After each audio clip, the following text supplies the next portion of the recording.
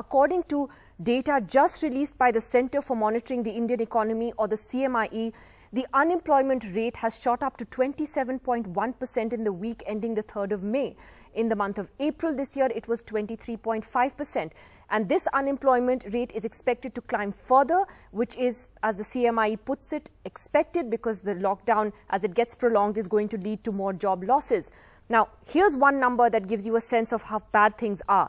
If you compare the same average of 2019-2020, that entire year, the fall in jobs in April is a massive 30%. That's a loss of 122 million jobs. Small traders, wage laborers account for most of these losses. They've been the most severely hit during the lockdown, says the report.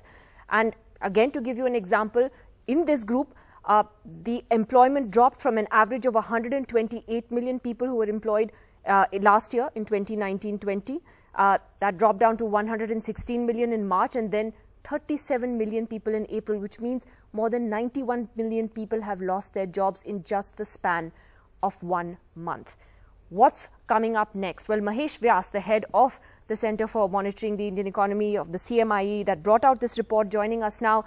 Mr. Vyas, very grim figures there. In fact, your report highlights that these job losses are across the board, whether it is big companies, small companies, salaried people, wage laborers. This is hitting everybody.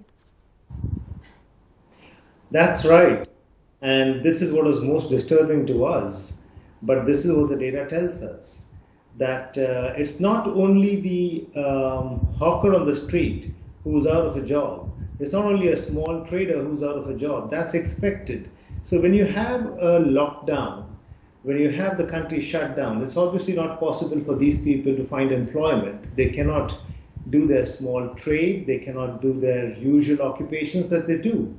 But what is stark in what we found is that this has spread now to business persons and to salaried employees. So salaried employees are the more safer job holders in a sense, but we saw that nearly 18 million salaried employees lost jobs in April 2020 compared to 1920, as you explained earlier.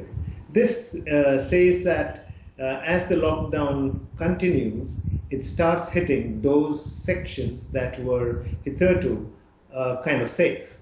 But I think what's more difficult to deal with over here is that even businessmen are saying that we are unemployed. Now, what does that mean? If your shop is closed for a day or two or even for a week or so long as you are reasonably confident that you would be able to go and open the shop once the economy comes back to shape, you do not say that you're unemployed. You say you're employed, but the shop is shut for now, or the workplace is shut for now.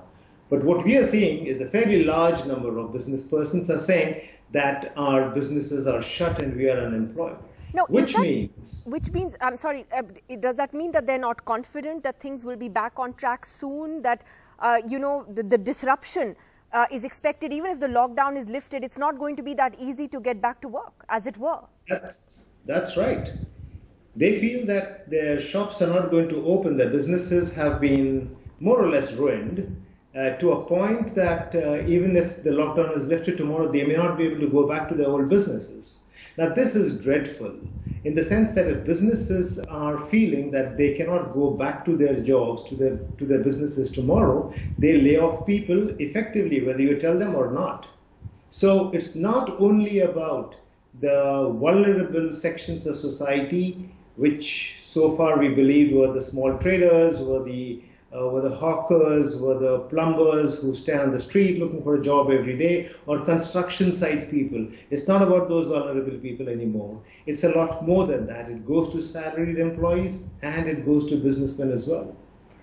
Finally, Mr. Vyas, what then is the road ahead? Because what are the potential further losses that we're looking at if the lockdown was to be extended, especially in red zones, which are zones where you have the most economic activity, whether it's in Mumbai or the national capital. So, if this goes on for a few more weeks, are we still looking at, catastrophic numbers? I think it is logical to divide the country into red, green and orange zones, because you have to face this removal of the lockdown. and we have to see how this zoning helps us in containing the virus. At the same time, from an economic point of view, it's important to recognize that you cannot have silos of growth and remaining parts kind of locked down. You cannot have rural India working while urban India is shut down, for example. You can have some activities, but it cannot continue for long. So you can have this zoning for maybe a couple of weeks. Right. But if it extends beyond that, the zoning means nothing, at least insofar as economics is concerned. To just give you a small example, in the month of March, where we had the lockdown only for a week or 10 days or so, all the essential commodities like electricity, petroleum refinery products, fertilizers, all of them registered declines, although these were essential commodities, which means essential commodities without a working non-essential commodity cannot grow. It can only give you a minus 18% in petroleum refining. So we can't live in silos forever. I think that is the point, and therefore, like you said, what happens after the next couple of weeks will be crucial in determining how we get back on track and how fast we're able to get back on track. Mahesh Vyas, thanks very much for joining us this evening.